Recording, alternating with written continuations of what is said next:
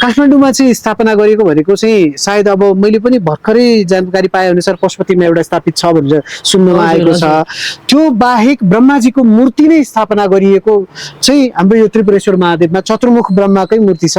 ब्रह्माजीको मूर्ति चाहिँ 4वटा मुखसँगै भएको कारणले गर्दाखेरि यसमा पनि अगाडि 3टा मुखको दर्शन गरिन्छ, ठ्याक्कै पछाडिपट्टि 4थो मुख छ यसको चाहिँ। यस्तो बनावट चाहिँ मैले फर्स्ट टाइम देखेँ, 3टा अगाडि राख्ने पछाडि एउटा चाहिँ चतुर्मुख मात्रै हो। 4वटा मुखको बनाउनु पर्ने भइसकेपछि त मन्दिरको एकपट्टि त छेकिन जान्छ, त्यसको जस्ट पछाडिपट्टि चाहिँ एउटा सानो खोपा बनाएर चाहिँ त्यहाँनिर भगवानको 4थो मुखको स्थापना गरिएको हुन्छ। उहाँ ब्रह्माजी नै हो भनेर छुटाउनलाई चाहिँ सजिलो चाहिँ के छ भन्दाखेरि चाहिँ उहाँको हातमा भाग्य विधाता भएको कारणले उहाँको हातमा कलम छ। अनि त्यसपछि अर्को हातमा कमण्डलु, भगवान ब्रह्माजीको हातमा कमण्डलु र भाग्य विधाताको हातमा कलम हुने भएकोले कलम र कमण्डलु छँदै नै छ।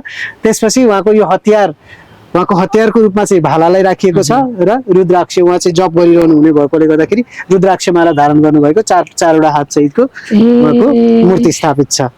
प्राचीन संपदा नेपाल।